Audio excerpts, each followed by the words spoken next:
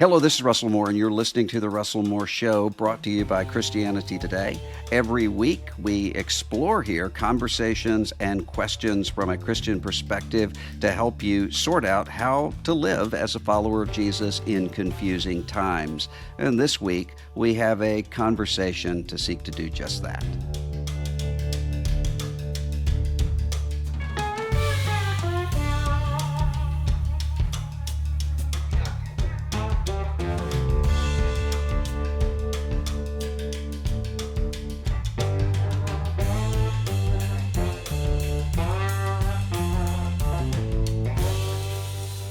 This is Russell Moore here with Mike Cosper, and this is not The Bulletin.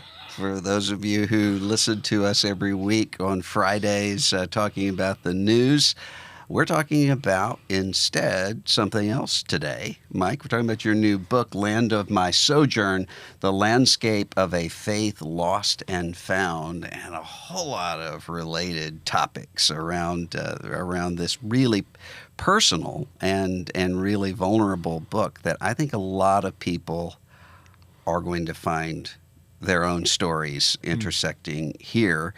And I just wonder, Mike, you, of course, are director of CT Media, co-host of The Bulletin.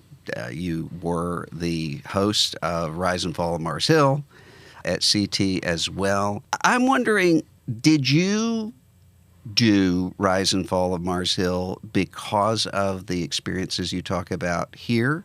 Or is that something that just kind of connected later? It's a really good question that I don't know if I have the answer to, right? Like I'd love to be able to say it was all very calculated, I knew or whatever, but it wasn't like that. It was more about, I think for sure it was about curiosity. And I knew all these people from Mars Hill. I had all these friendships from that church. I'd followed that story at a distance.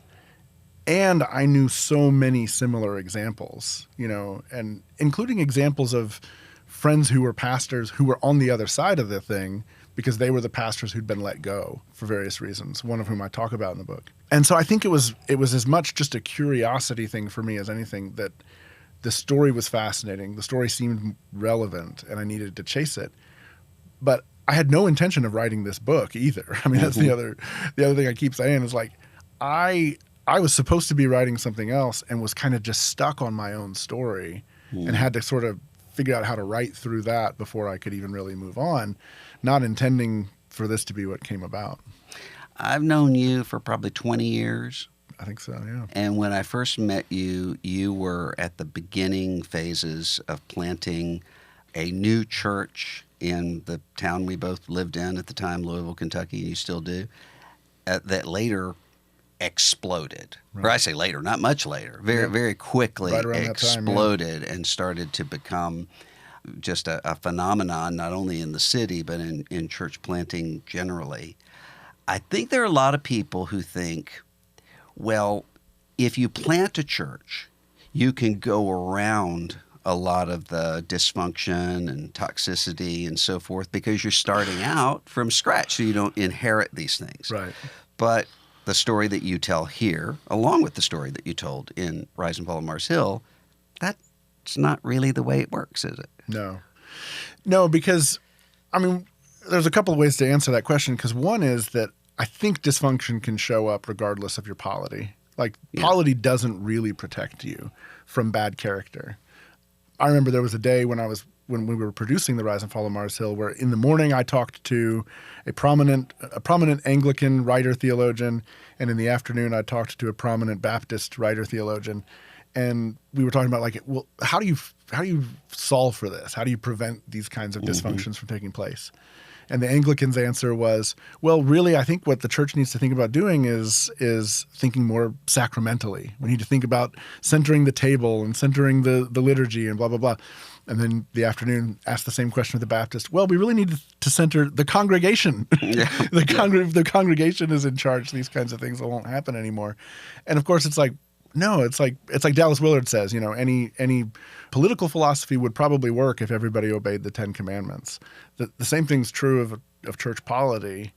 And so in church planting, you go in with this blank slate thinking, man, we can do anything.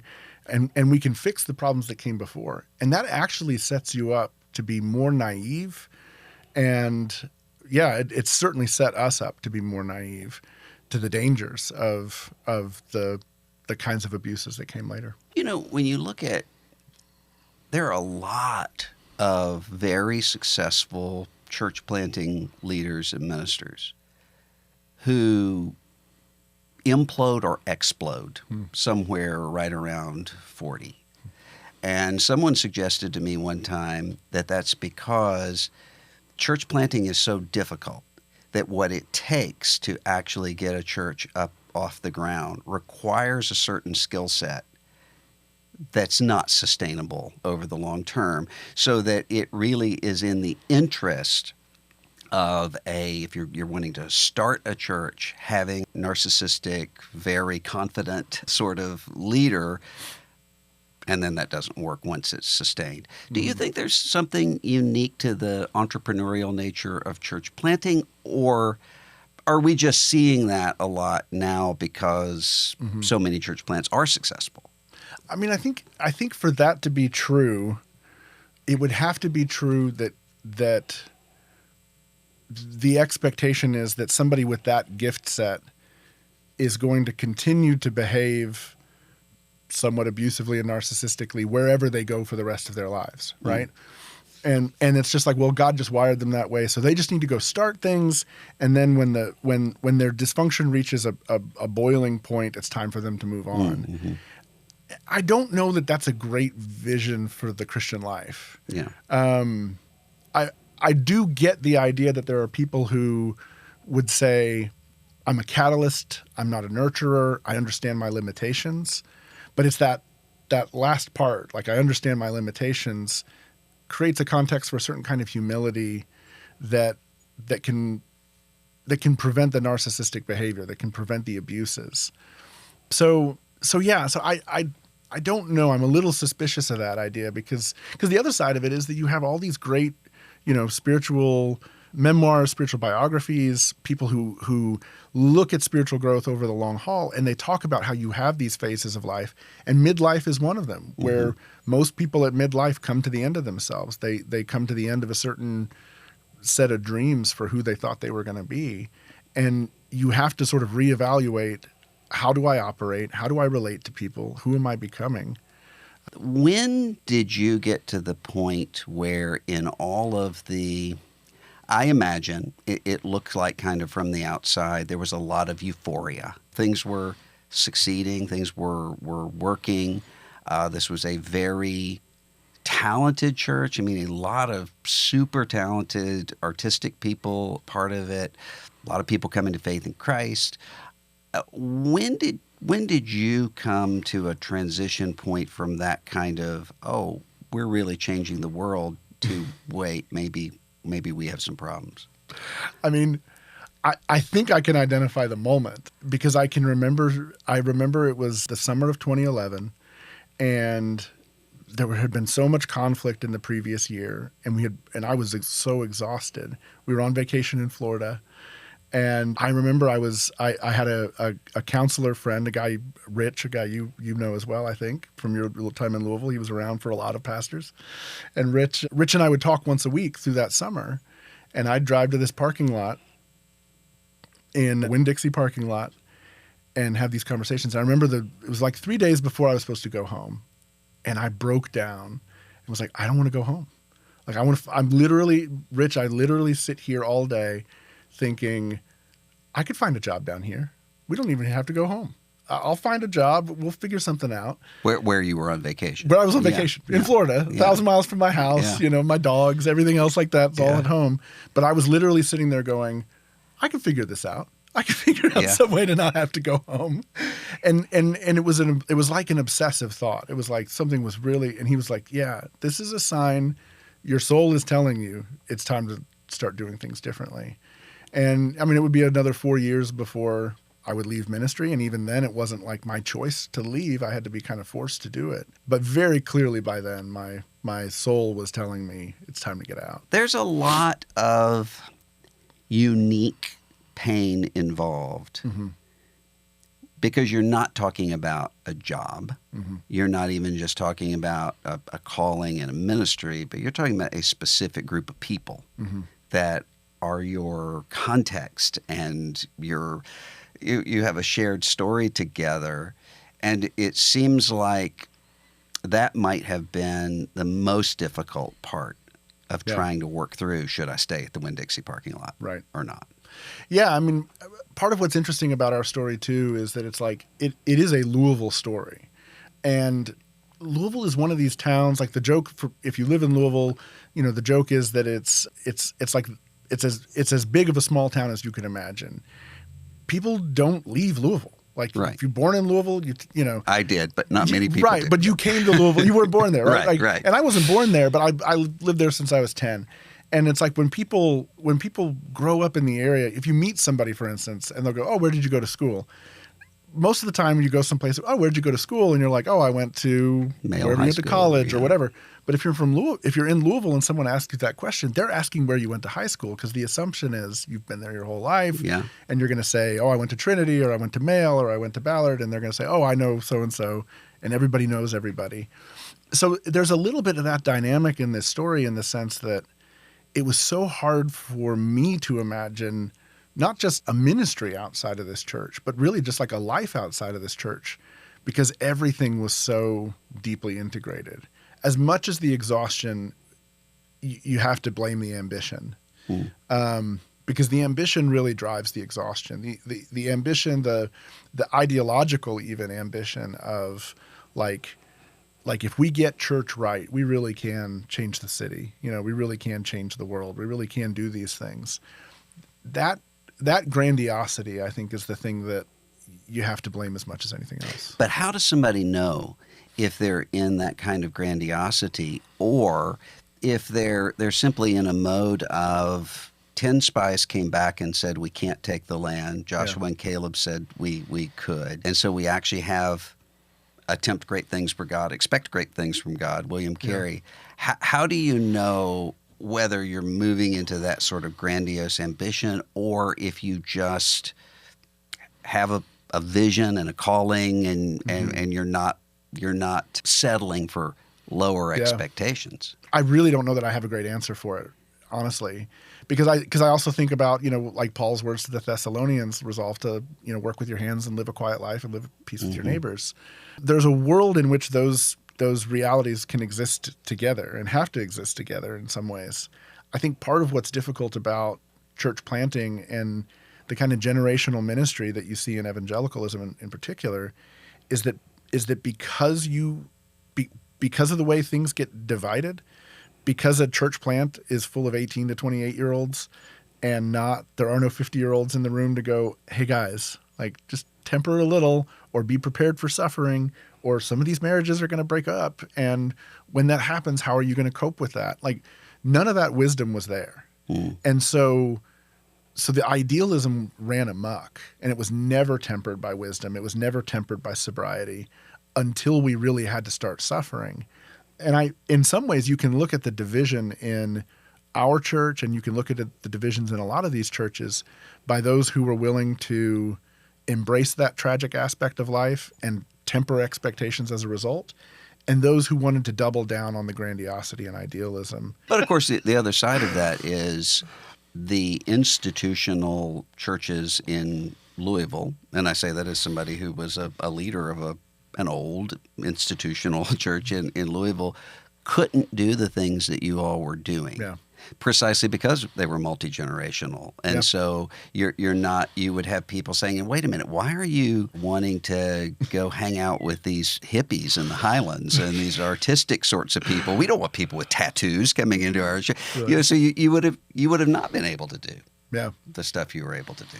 Yeah. I mean, that's the thing about it that makes it like sort of tragic and beautiful, is there's so much. I mean, one of the things that was really important to me in writing this book is, people listened to The Rise and Fall of Mars Hill, and they would hear about Driscoll's excesses, and you'd get this condescending reaction of, why would people even there? What were people even doing? Why would they go to this church? How could you ever have bought into this guy and this thing and this whatever? And it's like, man, when you're in it, that's not what matters. What matters are these friendships and these relationships and this sense of intimacy with God and encounter with God that you've never had before in your entire life. And that is so beautiful that for a long time, it will eclipse all the other stuff. Yeah. And for a lot of people, it did. And our situation was very different than Mars Hill in many ways and very similar in many ways. But it certainly, what was good about it, particularly what was good about the community, eclipsed a lot of the problems for a long, long time. And I wanted to try to describe that and give people a sense of what that attachment felt like for me being in the thick of it. Yeah. I mean, I don't think a lot of people understand the kind of attachment that comes along with a people or a ministry that you love. Yeah. I mean, the happiest moments of my life were spent in a place I can't go back to. Yeah. And there's a sense of a realization of the things that were wrong, but also a nostalgia that's just really, really strong. Yeah. I don't think people really know that until they experience it. Yeah. And I think there are some people who would say, well, that's just Stockholm Syndrome. Yeah. I don't think it is. I don't think so either. What's going on with that? Why would a person, even looking back and say, oh, I see just the wheels coming off here, but yet say, man, I loved that place. Are we just, maybe we're just mentally messed up here, but what's going on with that? Don Draper calls nostalgia the pain of an old wound, right? And I think that's the thing that sticks with you is this sense of, yeah, there was something broken about it, but there was also something I had then that I miss, that I don't have now, and I don't know how to recreate it. And the hardest part of moving on is letting go of the desire to recreate it, or letting go of the Shire. Yeah, or letting go of the belief that you could recreate that, because I don't think you can. I just don't think that's the nature of life. You're a different person once you've moved on from those experiences, or once you've been through those experiences. Yeah. So you're not going to encounter things with the same kind of romance that you did before. The key, I think, to not getting cynical is to allow yourself to treasure that still, and let it be a little rose-colored without lying to yourself about what it was, right? Yeah. Because cynicism says, well, it was just all fake. Yeah. It was all manipulation. None of it meant anything, And that's a road to despair, and I just don't think that's right either. I found myself in a situation I find myself in a lot, where I was defending somebody that I worked with for a long time, who doesn't like me anymore. But this person I thought was being unfairly criticized. And so in this private conversation, I was defending him. And the person said, how can you defend this guy when he has said this and this and this about you? And my response was, well, first of all, I don't read that stuff, so I don't know that. Maria, my wife, does, but I don't. I don't read that stuff. But secondly, say, people are complicated. Mm-hmm. There are a lot of us inside of us. And with this guy, I said, there are 12 or 13 versions of him, and I love 8 of them.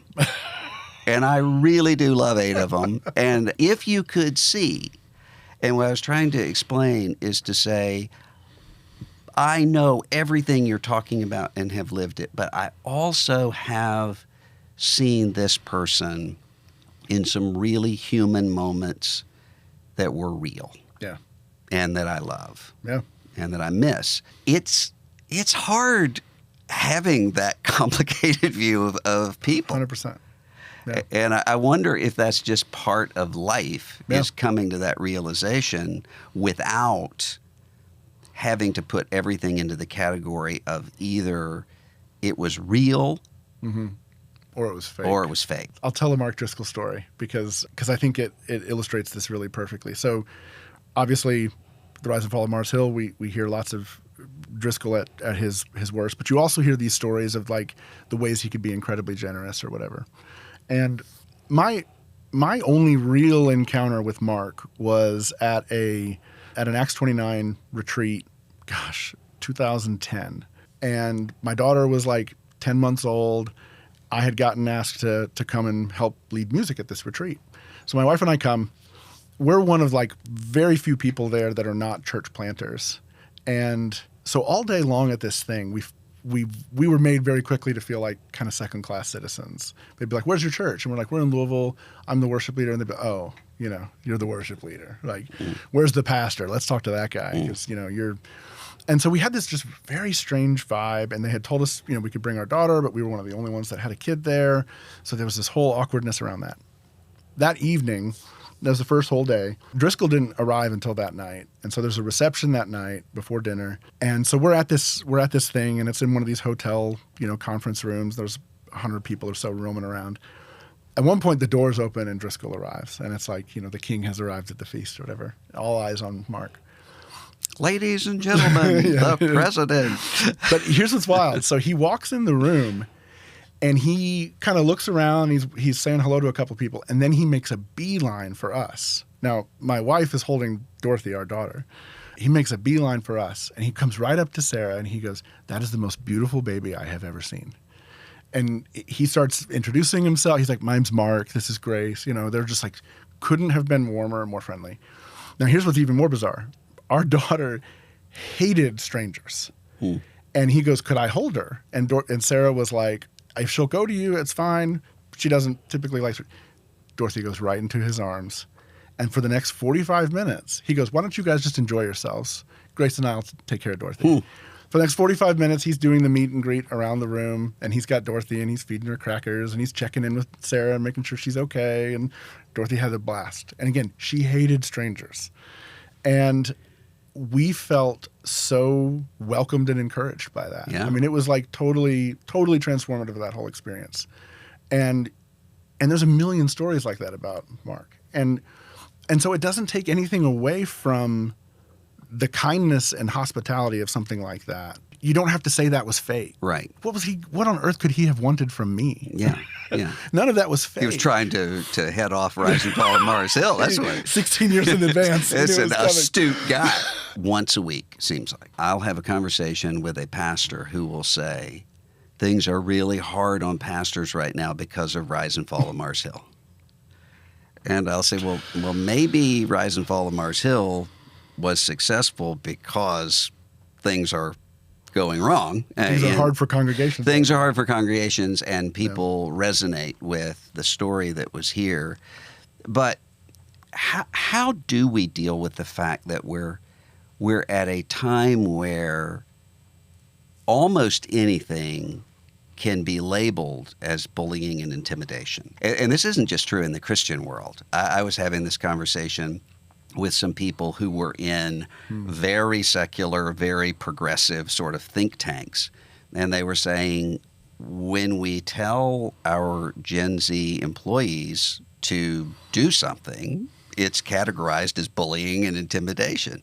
So how do we deal with actual bullying and intimidation, Driscoll-like sort of behavior, in a time when, because what I'm worried about is that after a little bit of time of that, people are going to just say, everybody's accused of that. Or you're going to have leaders who are going to say, well, if everything I do is going to be characterized as abusive, I'm just going to throw people under the bus and keep going, as Driscoll would say. Right. How do you sort that out?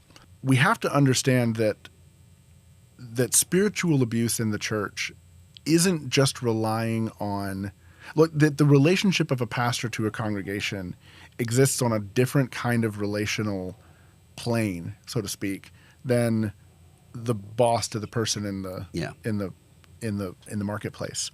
It's like if I work at Wendy's and I show up and my manager says, hey, I need you to mop the floors, my job is to mop the floors regardless of how I feel about it because there's a paycheck for me on the other side or whatever.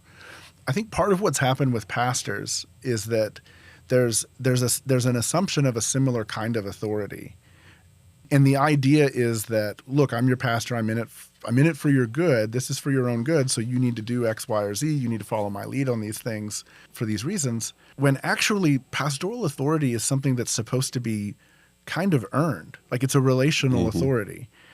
And I say this to pastors often. They're like, what are we supposed to do when people come into our church and, you know, we're trying to give them spiritual direction and counsel for their lives and they don't trust us. I'm like, well, what are you doing to earn their trust? Like, is your expectation, you know, because I'm the guy in the pulpit, you have to do what I say? Or is your expectation that as a pastor, I'm going to show up when people are in need and in crisis and be a trustworthy person so that when the crisis comes, I can speak to whatever might be going on. I think there's such a presumption of authority because of the position that people have stopped taking account of their own investment in the relational authority. It's like, no, I've got the position. I'm the guy in the pulpit. I'm the guy on the website. I'm the guy on the website. I'm the guy whose name is on the sign out front. So that means I get to sort of bark orders in that way. I think in the church, the idea that pastors could put themselves back in a position where they were saying, I understand that authority is given in this relationship, and as a result, I need to be the kind of person that people are willing to give authority to and trust through my self-sacrifice and service to the congregation. Why, after all of the things that you describe here in Land of My Sojourn, you end in a place that's not cynical? What kept you from, because, I mean, you're the classic case. If you look through this, you would say this is the kind of person who ought to deconstruct. And I would be too. But neither of us have. Why? Yeah. I mean, the last chapter of the book is titled I'm Still Here. And there's a kind of a joke in the title because throughout the production of The Rise and Fall of Mars Hill, the accusation, one of the critical accusations at me online was, oh, this guy just hates Reformed theology, or this guy just hates Calvinism, or he's just deconstructing his, you know, whatever. And I'm like, I still believe everything I've written 2 books on Reformed theology and I still believe every word of them, you know. I haven't abandoned any of that. I might shade some things differently, but nothing of any substance. I think for us, I don't have a simple answer to say, well, it was this, right?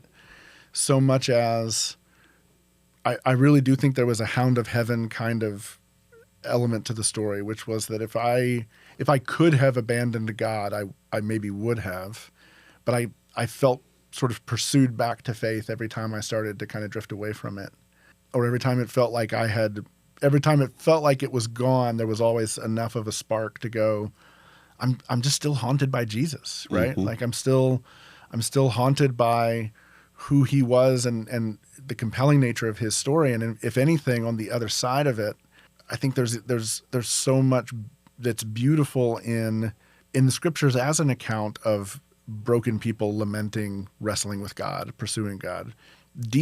At times deeply corrupted people like Jacob, you know, this lying, manipulative, you know, guy who nonetheless ends up touched by God and transformed for it.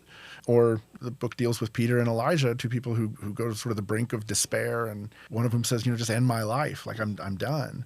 Like all that felt very real and familiar to me in new ways when spiritual community collapsed. I think there are a lot of people who are, when they find themselves in the situation, they're just like, I don't know. Yeah. If I leave, am I just sort of giving up on the relationships? If I stay, am I giving up on my ability to be healed from this? Yeah. Or to start over? Yeah. How do you know? Yeah, I don't know how we knew to stay. I mean, there were definitely moments where we thought about leaving. In fact, I mean, funnily enough, one of the times where we were wrestling with it was in 2021 while The Rise and Fall of Mars Hill was coming out. It was one of these moments where we were still kind of assessing, like, should we be here? Would it be healthiest for the family to move on? And we had healed a lot. Even by then, we had still healed a lot. But I remember us talking about it at the time going, I mean, is any pastor going to be happy to see me at the moment? Isn't that the truth? Yeah. Why is he here? Yeah. What have I done? It's like, how do you become truly anonymous at a time like this? Yeah. But it's like when Mike Wallace shows up at your congressional town hall meeting. Oh, this is not good. Not a good sign. But I also think, I mean, honestly, if I'm being 100% truthful, part of it was just pure stubbornness on my part. Like, no, this was my community. Mm-hmm. And in fact, like, even in the conflict, this will sound a little petty even, but even in the terms of the conflict of those who came and those who left afterwards, and the conflicts with the pastor and whatnot, there was a part of it for my wife and I where we were like, we were here from the beginning. Why should we leave? Mm-hmm. Why should we walk away from something that we believed so much in and that we want the best for? And then, you know, and then providentially, when I hit a real low point in the story, it was the people in the church who gathered around us. You know, we needed them. I've been writing a lot recently on the passage that just captivates me and has for many years, which is the ending of Genesis, when Joseph forgives his brothers, but also makes them swear that they will carry his body out into the promised land. And you look at that and you say, you're counting on people that you couldn't trust with your body while you were alive. They sold you out, literally. And yet you have to trust them with your bones. How does a person learn how to trust again without becoming naive? Naivete is in part a reflection of grandiose thinking. You can only, like, the reason we're naive about things is because we're telling ourselves a story about how great something is going to be. Mm-hmm. And so when we have a vision for something that's just this sort of grandiose, like, man, when we're going to achieve these things together, we're going to accomplish this. I mean, that's, and you need that, you know, you need that vision to a certain extent to do church planting. You can't survive without it. But when you start to allow that story, you know, I said this earlier, but like when you start to allow that story to eclipse real problems, that's how you set yourself up for a lot of pain. Because there comes a point where the story doesn't work anymore. Yeah. And you kind of crash against the rocks when the story doesn't work. There is something to the idea that people have to earn your trust, and people have to keep your trust. And as they betray it, the duty is not on you to tell a story that accounts for their faults. The duty is on someone who hurts you to own their sin, confess it, and repent of it. A lot of what goes on, I think, in abusive environments is that people, you know, the victims of abuse end up carrying the burden of repenting and forgiving for other people. And it seems like the abusers win. Yeah. I'm thinking right now of some sexual abuse survivors who are being sued, who have lost everything. And Mark Driscoll's preaching every Sunday. Yeah. Shamelessness seems to work now.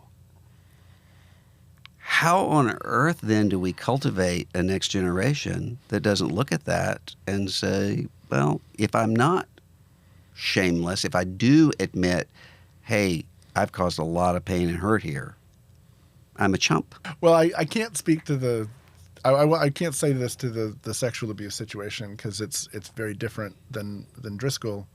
But I think there were so many opportunities in Driscoll's story for him to have owned things and repented things along the way before 2014, 2013, 2012, where there's no reason that Mars Hill shouldn't exist today, except for his unwillingness to take responsibility for his sin. The Mars Hill that might exist with him being more repentant and less grandiose might not be the church of 50,000 locations that he was anticipating, but I think that it would be a fine church nonetheless in most ways.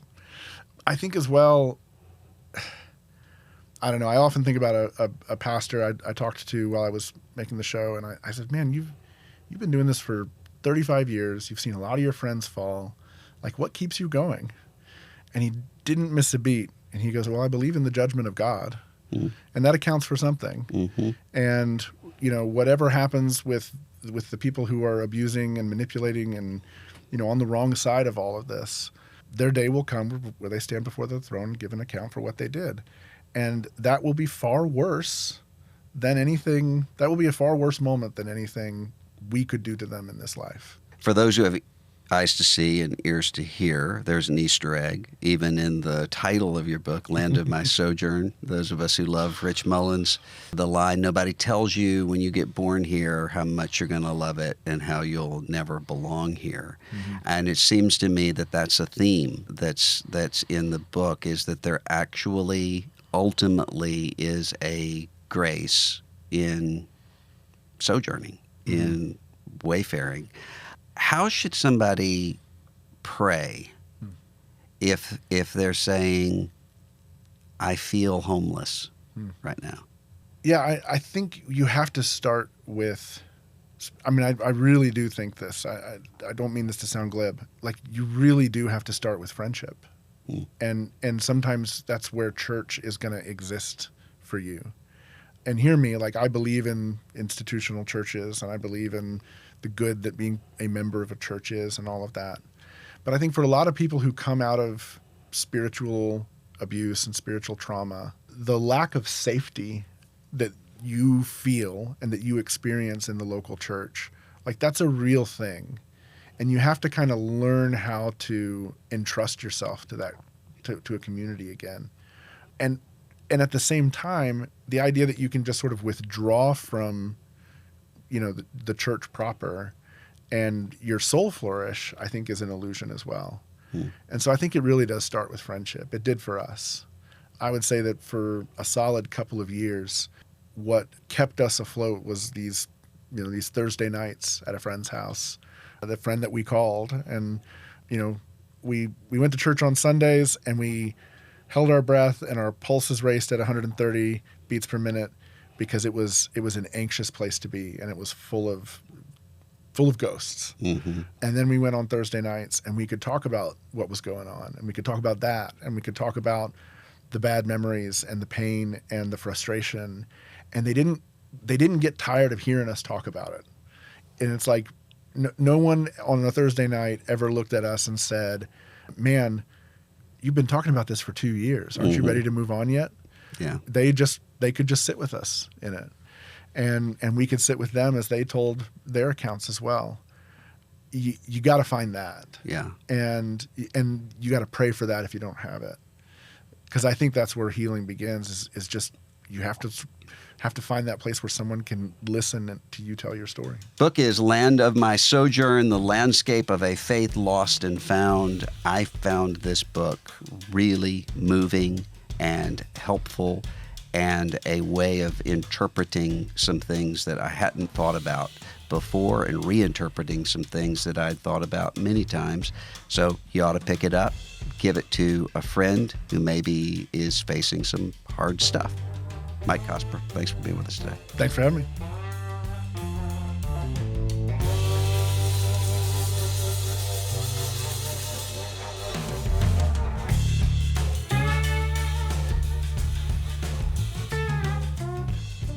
If you enjoy The Russell Moore Show, take a second to share this episode with a friend, or leave a rating and review wherever you get your podcasts.